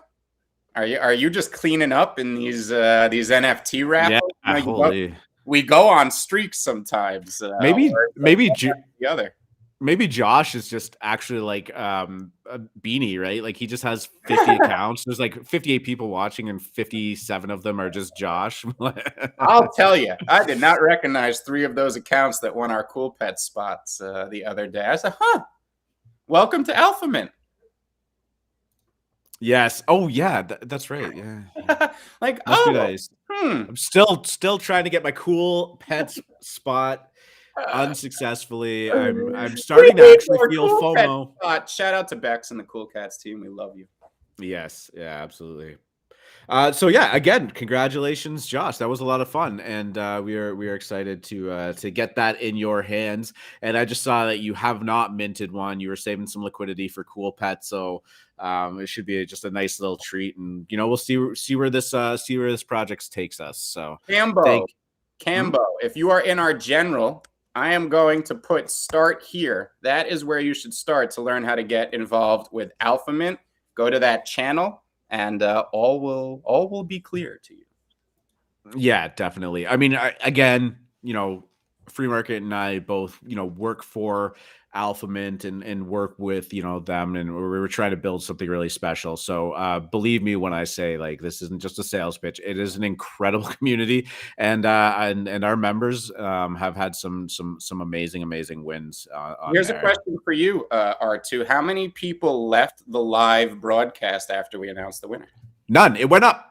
Woo! Look at that. I was about to make the list. I was going to say, all right, I'm going on mute. I'm making the list. Everyone who left, we're making the list. Yeah.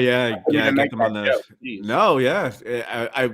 It does happen. You do a giveaway, but I hope that you guys, if you were tuned in for the giveaway, keep tuning in too, because like I said, we do this for the better part of 2 hours every weekday morning. Sometimes we go even longer than that. We could just go.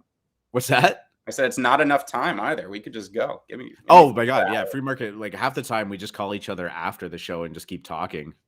Yes. I'm amazed that I have a voice left anymore ever, but yeah, so super cool. What else did we have to talk about? I know somebody mentioned Blockverse. Did you? Oh, you know what? Actually, while we're talking about Alpha Mint, the one cool thing that we do for this show and our Alpha Mint holders is we give you a link to Restream, which is what we use to broadcast this show, and then you can come up on stage and join us for the Q&A session and just and talk. You don't have to throw your camera up or anything like that, but we do a question and answer session, and we have some regular guests that come up and love to say hi. So while we're doing that, I'm going to throw that link up into the AM show chat. And again, this is for Moon Lounge holders, which is the Alpha Mint Pass. But if you want to come, we're going to, I guess, probably switch into that more casual vibe of the show and just and start looking at some stuff. Unless there's anything else you want to talk about, Free Market. No, no. I was going to talk about Fishy Fam, but I'm going to reserve my judgment there. You want to talk about it? I don't know. I'm a little suspicious of that project. I'll be honest. Okay. All right. Well, I'm not making any big calls. I think I would mint if I was on the whitelist. I'm not saying that. Okay. I don't know. It's a little weird. Now, I haven't seen, I finally got in the Discord. I haven't seen many of the sneak peeks. I'll tell you, all these fish look the same. I don't know the owners of the project. I'm curious as to, I don't know. They've been a little ghosty on me. Now that could just be because they are ghosting me, but I don't know. I've heard other things about this project, though I know nothing, and I don't want to FUD it, but I'm suspicious of it. Yeah. You have the whitelist. You should mint. I am not suspicious that it is a rug. It came on the scene very quickly. It seemed to get a lot of hype. I guess that's all I have to say about it. Yeah, I just want to mention to Destroy. He said, "Don't fund my bagger." I'm gonna just say, like, you know, our goal on this show, unless it's been like, you know, a confirmed, like it's a rug pull or somebody is doing just something absolutely scuzzy or something like that. I mean, we just talk about our own opinions, and I want to just make it very clear that if you have conviction in a project and you have belief in a project, like there is absolutely nothing wrong with sticking to that, because you know, while we have our fair share of big wins and you know, good ideas, we've been wrong about things too, right? Like we said Tezuka would drop down below the pre-reveal floor, and that thing's just kept going up. And honestly, I didn't think HAPEBeast would get anywhere near 80th pre-reveal, and here we are. So I mean, do I love HAPEBeast? I have my reservations, but I can't deny that obviously people do. They're super hyped on it, and there's been some giant wins coming out of that. So I mean, don't take anything that we say as like gospel, right? This is just us talking JPEGs, really. Fishy friends will flip prime apes or apes, or whatever they're called. I predict that. Okay, now that's a hot take. No, quite. I mean, Apes will go to zero. I don't know if it will happen this week or next month. They are fugazi. I'll stand by that. I don't mind. And again, these are all just our opinions, but that's what I'm paid for. I'm paid to come up here and entertain you all, and I do believe most of the bullshit that comes out of my mouth. Yeah, I mean, I feel like you were doing the what is that guy's name? I almost said Russell Westbrook. You should see my jump shot. I'll tell you. No, the Gladiator. You know, are you not entertained? Oh, yes. What's that guy's name? Man, has he let himself go? If you see some of the Gladiator, no more. Maybe a Gladiator against the pot roast, but not another person. Whoa. What is his name? Oh, Russell Brand? No. Russell Brand was married to Katy Perry, which seemed so awful. Can I just say? Can I just not talk about Katy Perry anymore? Sure. Yeah, no. Russell Crowe is the name. I almost said yeah. What was the other guy's name? Oh, I don't even remember. Holy Monday morning. But yeah. So you think you have some suspicions about Fishy Friends or Fishy Fam? It's nothing hard evidence. If I got a whitelist, I would mint. I am not fudding the price. I am telling you, my spidey senses are curious about that one. It feels like a project that looked at Wonder Pals, Lil Lemon Friends, a few other ones, and said, "What could we do? Like, what? Look at what's happening. What could we do?" And they're minting at 0.03, which at this point in the cycle is a suspicious price. Period. Yeah. Okay. Fair enough. I like where you're going with that too. I mean, I'm with you. Like, if I had pre-sale, I'd be minting that. I'll mint it. It's there. I'm not against it, and I think they'll probably be a cook. The thing is, I think Wonder Pals, I think Lil Lemon Friend, I think these are elites, and it's not just because I love the art, which I do. It's because I think these have real communities. I don't think Fishy Fam is a real community. They've been around for about a week. They rode a major hype train, and everybody wants in because they know it's hype and they'll probably make a lot of money. So this is where kind of my foundation lies in this. And, you know, the art isn't my favorite, but that's always subjective. It's not bad art. It's just, I don't know. It doesn't like have there's something there I can't put my finger on. Are you saying it seems fishy? Faded Native said. I missed that. Ew. Well done. Cambo asked a good question. What is suspicious about a low mint price?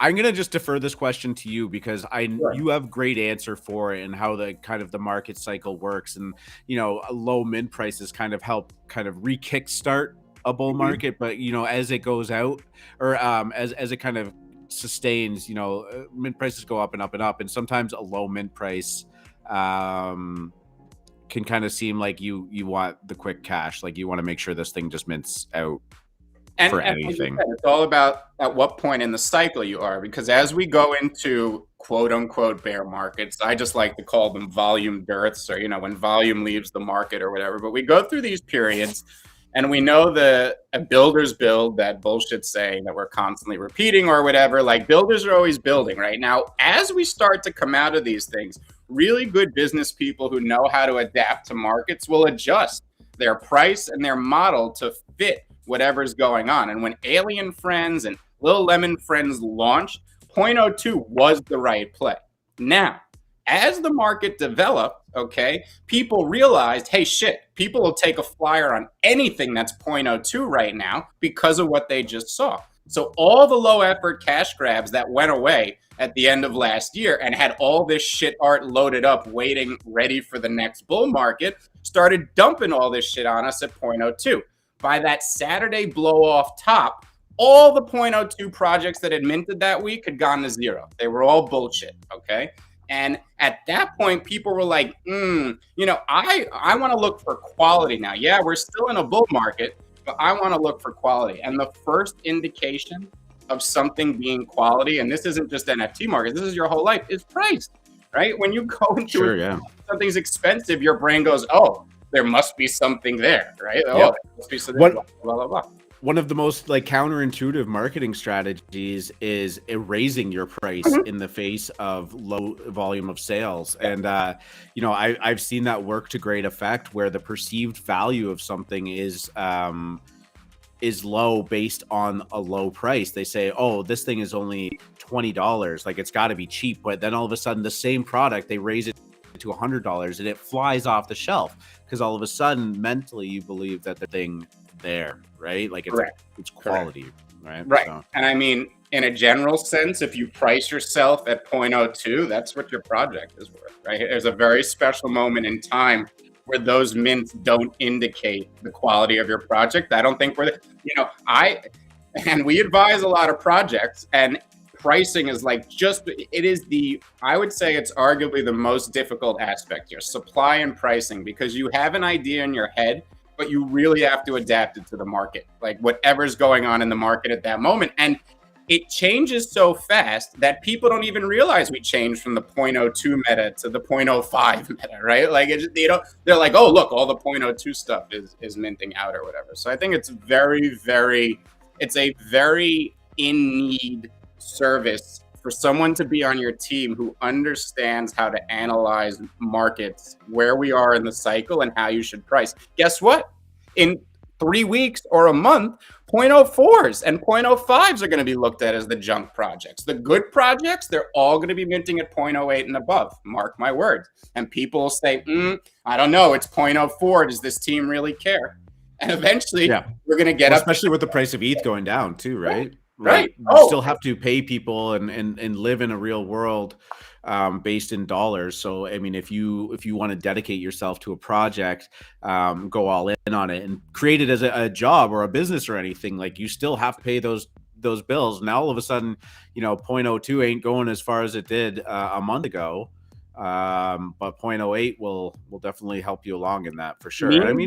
Memes aside, until you can buy a hamburger in the metaverse, 1 ETH equals $2,264 because you still need those dollars to buy a hamburger. Yeah. Well, that was one of the really difficult things. Not difficult. I shouldn't say difficult, because there was so much scamming and cash grabbing going on in 2017, 2018 ICO, but they were taking in all of this Bitcoin and ETH in their ICOs, right?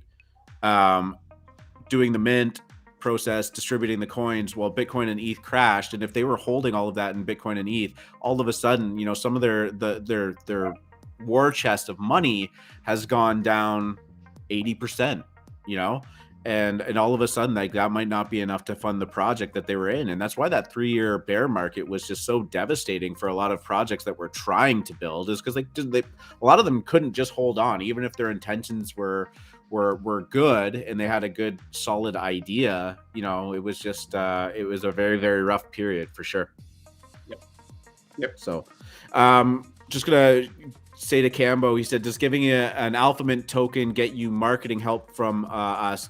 On a very basic level, we can you know, talk about what you're looking for and whatnot, but we do have our own kind of agreements with projects, and those are reviewed and discussed on a private and case-by-case basis. We have a consulting arm that is not included in the price of the Alpha Mint membership pass, though. Being in the room, we will answer everybody's questions in the Degen Dojo, but high-level analysis is not.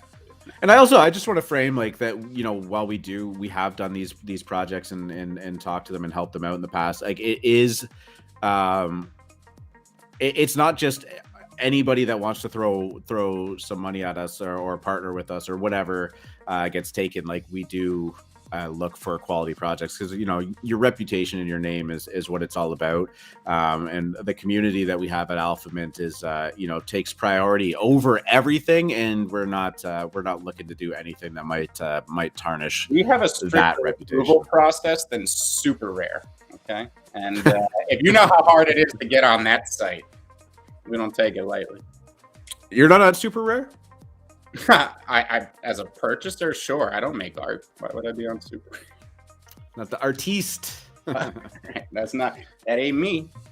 Yeah. Let's get you rolling on it. You want to keep going for a little bit? I saw somebody ask that we keep talking till 5. I'm not sure that's actually going to happen. You want us to talk till 5? We can do that. 5 o'clock. Oof, man. Well, I will have to leave before then, but I mean, we could keep going if you don't have anything else going on. You got anything coming up today?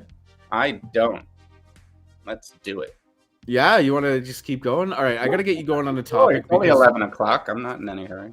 Oh, yeah, true. Normally we're at least 11:30, but trying to end us early. No, Cass, get up here. Yeah, Cass, we're sending out the search party if you're not here. What other topics did we have coming up? Blockverse was one. I could extend the show, and now we have nothing to talk about. Yeah. Like, that's awkward. Blockverse was one that kind of popped up yesterday. It was in the same vein as Critterz. Another project that maybe had a little bit of concern going around it about how much work they've actually done on the project, or if this was just capitalizing on the back of Critterz' success in some of these other P2E games. If anybody's in on that, please tell me why you are bullish or bearish on it. Drip Cult is suggesting that you talk about Began Punks. Why don't you talk about Began Punks so I can go to the bathroom and grab a refill on my coffee? My bladder is the size of I don't even know. It's tiny. I gotta go pee. Began Punks are the art blocks of Profile Picture Project.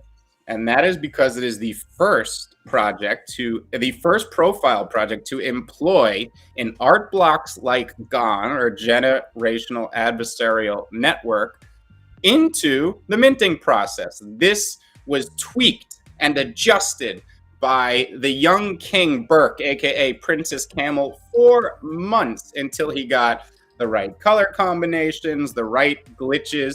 There's about 11,000 of them in the collection. They are more aesthetically pleasing than punks. They are historically significant, and every generative profile picture project that came after owes their lineage to punks, and that includes Bored Ape Yacht Club. Now, as the new millionaires are made in this industry over the next year or two, and the Bored Ape Yacht Club goes searching for its own history, because as we know right now, when people go search for history like Gary Vee, they're looking at pixel rocks and all sorts of things that are from a few years ago. Well, 2021 was history as well. Begons were born in the early part of the year. They entered a bear market along with everything else. This is when Bored Ape Yacht Club was being made and built. They hit a 1 ETH floor during the summer froth and have since cooled down to 0.25. This is one of my favorite collections of all time. And I believe that when they are recognized, they will have a 1-to-10 ratio with punks. We talk about CryptoPunks are the most recognizable NFT, period. I believe Bored Apes are obviously changing that now, but up until recently, if you asked anyone what an NFT was, a CryptoPunk was the first thing to pop into their head. Now, that is going to be very profound as people start to come into NFTs through centralized exchanges like Coinbase, because they're going to instantly, the first two things that pop in their head are going to be punks and apes, and they're going to want their own punks and apes, but they're not going to be able to afford an actual CryptoPunk or a Bored Ape. So these derivatives, which we have so maligned for a long time, are going to be the only option for a lot of these people. And Begone punks are the only other legitimate punk derivative worth its salt. I believe they are going to moon quite hard here. I don't know when, but those are Begone punks. And now we're going to talk about Creeps, which is a more current event that R2 and I can discuss here, because Creeps was one of these Mint Pass deals. I don't know how people got the Mint Pass, but once you had this Mint Pass, you were able to either sell it on the secondary or use it to mint these creeps. The art seemed to be divisive, but I know the artist, and immediately I was drawn to these. The art on these is next level. If you don't recognize this style, this was actually a very popular style before. Now, this is a staking risk protocol type of game. So quietly and under the radar, these have quickly rallied from 0.4, which is where they were kind of sitting after mint, to now a 7 ETH floor, generating passive income over $1,000 based on their utility token. And it is the hot P2E of the day, as Wolf Game is mired in controversy and orcs are too complicated for the average person to understand. Games like Creeps will continue to pop up and do very well. I love the art. I love the game. I love the concept. They are very expensive here. I would not rush in. But at the same time, I am not as against them as I see many people are. But it's quite the phenomena. I know quite a few people in our Degen dojo actually had the passes, but they did not mint. They sold the passes. People were skeptical of this, even though this art is about as classic as it gets. How anyone could look at it and not see what I'm seeing perplexes me. Why we have opportunity.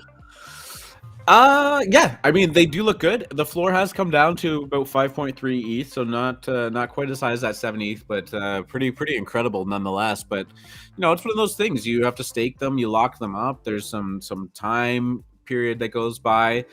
You're earning all of these tokens, which carry a lot of value in them, and it's hard to kind of pull it out. You want to believe that these things can kind of ride forever. You want to keep that ball rolling. You know, you see people saying I'm making, $1,000 a day in passive income. Like, have a hard time believing that that's going to last for too long. Always starts off that way. It's nice. Just remember, it's not just you that's making that $1,000 in passive income, right? Like, it's that have to be a lot of money coming in from somewhere to keep that ball rolling. But I was making $1,200 a day on Block in the beginning. Yeah, and I'm not making that now. No, yeah, what's that at? Last I saw it was like 15 cents. It was holding stable, but yeah, I mean, these tokens keep generating. Nasdaq as of this morning. What's that? Block is ignoring the Nasdaq. Luckily. Is it? Oh, perfect. Yeah, it's a stable coin now. Yeah. All these tokens are stable. In fact, as Ethereum fell from $4,000 to $2,000, Zug went from $1 to $2. I actually changed some Zug into ETH the other day. I said, you know what? ETH seems cheap here, and I think I'm going to turn my Zug into ETH. I did that. And so, yeah, you did? I did. I turned my Zug into ETH, and then I use that ETH to buy more Looks Rare. And I believe I will sell that Looks Rare for a double towards the end of this week, remove what I put into it, and buy that sub back. Your swing trading looks rare? I kind of am. But only with the YOLO. The base money is there, but the YOLO money, I'm swing trading. The YOLO money that shouldn't have been in there in the first place.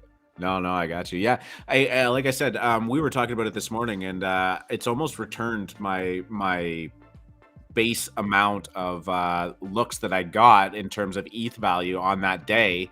Had I just sold it, you know, it would have been about 0.5 ETH in value, and that's basically how much I've got since it dropped in WETH rewards, which is pretty incredible. I will take it. Yeah, I'm gonna be looking to buy some more too, as I can kind of like move some JPEGs, maybe start to sell a couple of them that go on some runs. But that is a pretty pronounced head and shoulders pattern there, I'll tell you. But you know what? Everything we watch and love has a head and shoulders pattern on it right now. Not the most comfortable thing for a technical analyst like myself to see. This, you know, I maybe it looks like, isn't this like the starry night pattern? Isn't that no, kind of what that looks that like? Is a Van Gogh pattern. A head and shoulders pattern that, if it breaks the neckline, implies much lower prices. What's the knees and toes pattern? I haven't heard of that one. No, it just makes sense. I feel like there should be one in there. We mentioned Block. You know, that is the native token used for the Critterz ecosystem, the Minecraft P2E game that a lot of people in Alpha Mint are even still playing. It's really kind of held an audience, and the plots are really starting to mint out. But one thing that went down this weekend was the Blockverse. Again, as I kind of mentioned before I went to the bathroom, not doing super well, but that doesn't mean that it doesn't exist. But I did see a lot of people skeptical about how much work the team had done, how much actually is existing there, you know, whether their roadmap is anywhere near being realistic in timeline. I heard that there were a lot of mods and devs in the Discord that were kind of ducking questions and ghosting people that were asking legitimate stuff. And hey, I mean, if you're going to throw a project out there and make all of these big, bold promises about where it's going, especially for a P2E game, because that's where the value proposition comes in, I mean, get ready to answer the questions, right? And you're going to answer a lot of them, and you're going to answer them over and over and over again. And you got to be comfortable with doing it. Yep. Yeah, but I don't know if I know that some people ended up minting these. I mean, watch for it. Like, tell me what your opinion is, especially if you were in on Critterz as well, because you know, they're obviously, I'm gonna say, in competition with each other, but you know, based on the fact that Critterz only has like 3,800 tokens, and this one has 10. A lot of people play Minecraft. A lot of people do NFTs. I mean, I really do think that there's room for all of them, but I just wonder if maybe Critterz has too much of a head start too. Right. I think my most skeptical issue here is whether they actually have anything. That's what I was hearing yesterday, is that they don't actually have anything built out properly, but I don't know anything about the project. I know a lot of people minted it, and there was a FUD versus data fight in the Degen dojo. Like, some people saying things that seemed like FUD, other people saying no. You know, I don't know. Yeah. No. I might actually, they're not expensive. I might actually buy one of these and just kind of go in and see what it's all about. I'm curious. I mean, if this thing was sitting at like, if this thing was sitting at like 0.6, I would probably wouldn't bother or anything like that. But there's only people with giant brass cojones that come into a market like today and say, I'm going to buy something. Thank you. I appreciate your commentary on my giant brass cojones. Love it. Yeah, I mean, shoot me some thoughts on it. Oh, the other thing that was going down today was the it's public, right? We put it out there. Well, the Star Wars. Oh my God, Star Wolves thing. And we just got sued. Oof, yeah. Lawyer up, baby. We have no relation to Lucasfilms or Star Wars. So, Star Wolves. We are in the Genesis phase. Okay, this is a very important phase for the Wolves, as 100s shall ascend to the stars ahead of the rest to lead us to the promised land. And we just released more, so they are there. They are fabulous, and thank you. Up on the Opensea. Should I pull it up? Is that what we're doing? I Opensea is public, from what I understand. It is. It's not hidden. We're not. Okay. All right. I'll do it. All right. There we are. Yeah. These are going live today, and as Free Market said, these are the Genesis collection. So there is going to be plenty of opportunity to get your one hands. There at the end, the diamond crystals. This one? Oh my god! And the steampunk one, I can't get over it. This is like some good shit, man. These are hot Jesus shit. Yeah. Look at that, 32 ETH floor. Can't believe somebody listed it. Unbelievable. FUD 32 ETH. FUD. Yeah, FUD 32 ETH. FUD's 30. All right. Anybody else want to talk about anything? What is house? I saw Chipper mentioned HUS. I didn't actually catch that too. Chipper, do you have any more information on that you can kind of point me in the right direction? Yeah, I don't know. Maybe I'll just Google it and see what happens. House NFT. Maybe this is it. Oh, I see what's going on. House. Bauhaus. Yeah, I'm not sure. Need a link for some things. If you guys want me to look at it, I OpenSea links or Twitter links are always preferable. So, OS Rugs number 20 and finish the auction early. Zakokie's coming up. Woo! Thank God. Yeah, we'll talk to Zakokie for a little bit and then we'll wrap the show up. Zakokie, how are you doing today? Maybe we won't talk to him. Can't hear you if you're talking right now.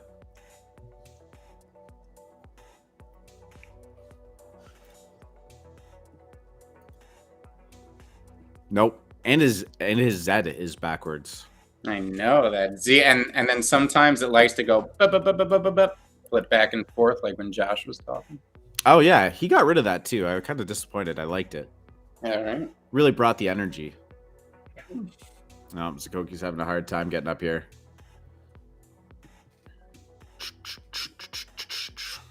All right, one last try. Me? Hello?